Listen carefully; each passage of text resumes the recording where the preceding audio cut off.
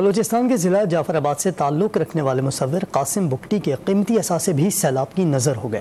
گھر منہدم ہونے کے بعد ٹینٹ بستی میں مقیم مصور قاسم بگٹی نے ہمت نہ ہاری اور اب بھی اپنے خواب پورے کرنے کی جستجو کر رہا ہے۔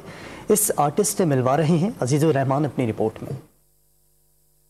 ٹینٹ بستی کے خیمے میں مقیم مصور قاسم بگٹی کا کل اثاثہ یہ ٹینٹ نما اسٹوڈیو ہے۔ ارد گرد بکھرے شیشوں سے خالی فریم، ہاتھوں سے نقش و نگار اور پینٹنگ اس کی محنت کا منہ بولتا ثبوت ہے۔ حالیہ سیلاب نے اس مصور سے گھر اور اسٹوڈیو بھی چھین لیا، جہاں وہ دن رات محنت کر کے اپنی پینٹنگ آرٹ گیلریوں کی زینت کر کے داد وصول کرتا تھا۔ میں NCA سے گریجویٹ کیا ہے فائن آرٹس میں، اور حالیہ سیلاب کی وجہ سے جس میں کافی بارشیں ہوئی، پھر اس کے بعد سیلاب آیا جس میں میرا اسٹوڈیو، گھر اور میری قیمتی پینٹنگ اور یہاں کی کھڑی فصلیں سب کچھ تباہ ہو گئی ہیں۔ مصور قاسم بگٹی نے سخت حالات کے باوجود ہمت نہیں ہاری، بلکہ وہ ٹینٹ نما اسٹوڈیو میں اپنی پینٹنگ کی نمائش کر کے اپنے خوابوں کو پایہ تکمیل تک پہنچانے کی جستجو میں مگن ہے۔ میرا کام پاکستان کے مختلف بڑے گیلریوں میں ڈسپلے ہوتا ہے اور نمائش کے طور پہ دے دیتا ہوں، تو